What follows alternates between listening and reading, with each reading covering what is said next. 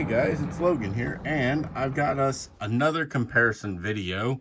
This time though, I'm not comparing like vehicles. As you can tell, we got an International LoneStar, a GMC Cannonball, and a Kenworth Bullnose. So we're definitely not comparing like vehicles. But this harkens us back to the 1950s and when the moving companies were at their peak. And by the way, moving companies typically used owner-operators who painted their cabs in the colors of a moving van so that they would be able to haul for them. It was a much better way than having their own drivers and their own trucks. This let them have the trucks, and then the trailers would be all painted up and they'd belong to somebody else, and then they could get the jobs for the drivers, and that was great. It was a great method. So, without further ado, let's go on and talk just a little bit about what we've got. First up is the model, the IXO model, and that is the one that is currently still available. They just came out with this 1950 Kenworth Bullnose 521, being it is a single axle, so it's a 521. They've got Mackie the Mover on the door, so it is for a moving company. And then if you look at the paint scheme, it's obviously United Van Lines from that era. It is item number 64TR008. And these are still available on my website, farmtoysandmore.com. So get them while they still last, and the link will be there as long as they're still available. Get them down below. Now, guys, another thing we have over on my website, farmtoysandmore.com, is a wonderful program. If you're a fan of the classic trucks and the iconic companies that built America's highways, and guys, I know you are because that's why you're watching this video. Imagine getting a high-quality soft jersey t-shirt every month featuring vintage logos from legendary trucking companies. The ones that helped shape the industry but are no longer around today. That's exactly what you get with the Trucking Fallen Flags T-Shirt of the Month Club. Each month you receive a comfortable, beautifully designed shirt that lets you celebrate the rich history of trucking while feeling great in premium jersey material. It's the perfect way to keep these forgotten companies alive. Join the club right now with the link below and start off with the August 2024's great t-shirt paying tribute to Pacific Intermountain Express. As I said, this one in the back is a DCP. It was the LoneStar, and by the way, it is one of my absolute favorite renditions and releases on the LoneStar cab. I think the paint job, everything was just outstanding. It's also one of the very first releases on the Kentucky moving van trailer that DCP came out with. And this one came out back in 2013. Now, I can give you a little bit more about the truck, and I'll get to that in a minute. This one here is the 1950 GMC Cannonball 950 day cab, set up as a single axle. It is by IXO Models and is a resin cab with a die-cast frame and a day cab. That wouldn't have been great for being a moving company, but it would have worked. A lot of them guys would have done that back in the day. And of course, movers back then pretty much all ran single axles on the cab and the trailer because they very often would cube out long before they would weigh out hauling furniture. But you can tell it is H. Belmont Transport Company. It has H. Belmont Transport Inc. painted on the door. And we can just assume very easily, based on the paint scheme, that it was a United Van Lines. Now, he could have been picked up trailers and hauled around locally for them, or he could even have been long haul. I mean, back in the 50s, lots and lots of long haul drivers were running day cabs as opposed to the big sleepers of later. Then we have the IXO release. It is right here, and it has Mackie the Mover of Oshawa, Ontario. So another Canadian truck. Now I say another Canadian truck because the LoneStar in the back was also a Canadian truck. IXO made this one, and it is a die-cast cab. It has a die-cast frame, and I did a comparison of this Kenworth Bullnose to the IXO Bullnose over on my other video, so go catch it with the link down below so you can see the differences. They both did a great job, but look at IXO. I mean, die cast, and a cheaper price. You can see it has the very similar striping and everything colors to the one in the back, which was Ron Pridemore's. It has Mackie the Mover, the Kenworth tampo on the door, silver ladder painted and applied, silver steps, silver grab bars, and chrome mirrors. They did chrome front wheels, which are a 5-hole wheel, and they did painted steel wheels on the back, painted with red with black center caps. They have, like all of them, soft rubber tires with a nice tread pattern on them. And then they got the IXO there. Minimal under chassis detail, drive shafts, differentials, but minimal. They focus mainly on the cab and the trailer. It has the Kenworth logo tampoed here on the hood. It has the grille, license plate, which would be a Canadian plate, individual jewel style headlights, and turn signals molded in right there and tampoed in orange. Then you've got the chrome mirrors. You got chrome bullet style roof lights, which aren't exactly period correct, but they look really good on this truck, with little amber or orange paint for amber lenses, chrome mirrors, single stack, which they carved into the cab. I kind of like them behind it where you can have your dual stacks. Onto the back, we have mud flaps and a mud flap bracket, which really isn't wide enough. It should have been wider so it covers both wheels. But in the 50s, there's a good chance this truck would never even had mud flaps. They've got 3 brake lights tampoed there, and then the frame is there. This probably would have just had 1 brake light at the time. 5th wheel, it does pivot, and you can hook up that DCP trailer to it. And it also has a pogo stick with an airline and a black molded in deck plate. They just molded it in and painted that piece black. Pretty nice. Well, no, take that back. It is an applied piece that's applied on top of the frame, but they painted it black, and that's also where they mounted the 5th wheel. It has a detailed interior, photo etched windshield wipers, the works. It is a really nice truck, especially for $35 to $40. The Neo over here, this was a $95 truck.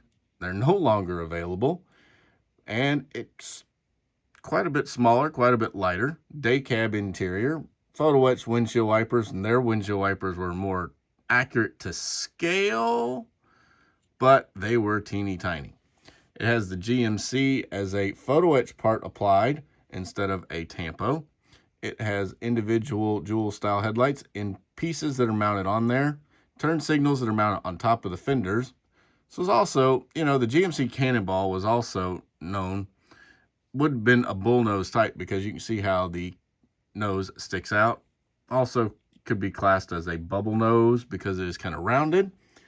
It has the H. Belmont Transport ink tampoed right there, really, really sharp. Steps are molded into the cab but painted in silver. And the exhaust pipe is a nice molded piece, really sharp. It's not chrome plated. There is actually no chrome on this. They painted it in silver. They painted the mirrors silver. They painted the roof lights silver with a little orange yellow paint for the amber lenses. And then they painted the air horns right there. No chrome, all paint, which is actually probably more realistic of the time. They got a license plate, 2 brake lights, no mud flaps. You can also see it has really nice tread pattern on the tires, and the 5th wheel is set up for DCP trailers. It can haul it as well. There's a drive shaft underneath. It says underneath 164th GMC 950 Cannonball, 1954. It's a 1954 model, and it's a really sharp piece. They've also got another photo etch piece here that's got the 950 graphics on it for the cab. Really sharp. Now DCP back here, their LoneStar had been out a little bit when this came out. The real one, as I said, I would tell you about it. The real truck was a 2010 International LoneStar, which was the 2nd year they were out. They were out first released in 2009. A gentleman in Canada, a trucker named Ron Pridemore, He is the guy who bought it, and he was a mover contracted with United Van Lines at the time. And because the LoneStar is kind of this retro vintage look, he went with a retro vintage paint scheme. He got United to approve it, and it's got his information on the truck number. It's got info about United, an old United logo on the door, owned and operated by Ron Pridemore of Ontario, Canada, and then it's got his weights and numbers. Really cool. It's got the fancy LoneStar wheels, the chrome along the side, the red and cream. You can tell all of these have basically the same colors. Hood opens, detailed engine. It's got detailed undercarriage, drive shafts, working suspension, positionable wheels, and it has a very nice tread pattern on the tires. Overall, the LoneStar is a love-hate truck, and this one and the Harley-Davidson versions are the only ones, because I like the Harley grills and the headlights better than these little bubble headlights and the weird grill they put on it. But of the standard issue LoneStar, this release is my absolute favorite because of the paint scheme. Then on the back, he's got moving with care over here, everywhere, United Van Lines.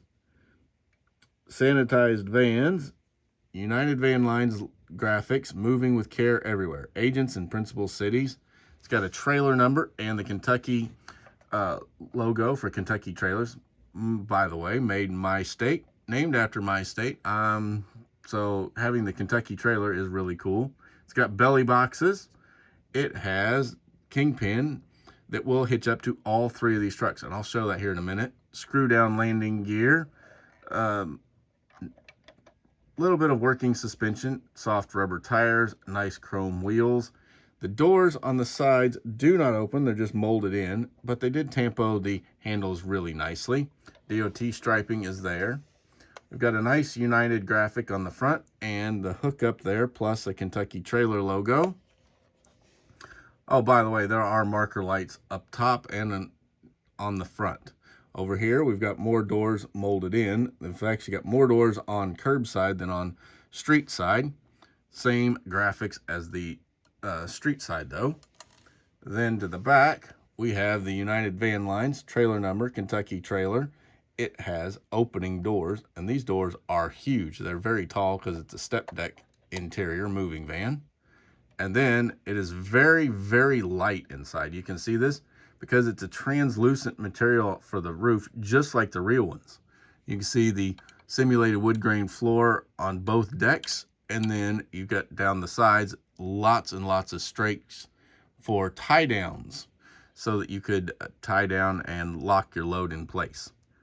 Great little trailer. Great little trailer. DCP, you did awesome. Now, to show you that it hooks up to the other trucks, let's start off with the Neo here. Here is the Neo GMC. Now let's put the landing gear up here. This landing gear, the screw down landing gear, is a great type of landing gear, and I really, really like that they did this, and I like that they're keeping it up. That First Gear did it as well. There's only one trailer they didn't, and it was really bad. And there we go. There it is, hooked to that GMC from H. Belmont Transport, pulling that trailer. Granted, that is a 53-foot trailer, and they wouldn't have been running a 53-foot trailer back in 1954, but due to weights, you probably could still get away with it with that single axle and the tandem axle long trailer. It'd probably be all right because they're not super heavy trailers. But doesn't that look good? Now let's go on and hook him up to the Mackie the Mover, the IXO one. Little bit more connected in size here because the Bullnose is a little bit bigger tractor than the GMC. You can see that right there. Little longer chassis, longer cab because it has the sleeper on it. You can see that they basically line up. Cab, bumper to back of cab is about where bumper to back of cab would be if this was a day cab. And then the chassis is shorter because of that. Link laws were a pain for drivers back then to have to deal with. But look at that. Change the wheels on this thing, make them all chrome, and that would be a really sharp looking outfit running down the road. And probably, again, just like with the GMC, it'd probably be all right even pulling this because it's not a super heavy trailer. But you notice the cream on this one and on the GMC is just a little bit more creamy, and what the cream would be on the United that the DCP did is a little bit more yellowy, but it's a close enough match that I think it would be just fine. And there we go. A great moving set ready to hit the roads for United Van Lines. The 2010 International LoneStar, owned by Ron Pridemore for United, with his 53-foot Kentucky moving van trailer, a complete DCP set, a 1954 GMC Cannonball 950 day cab for H. Belmont Transport Inc. in obvious United Van Lines livery for another mover, and the IXO Kenworth 521 Bullnose sleeper cab single axle for Mackie the Mover in very obvious United Van Lines livery. These here were definitely contractors for United Van Lines.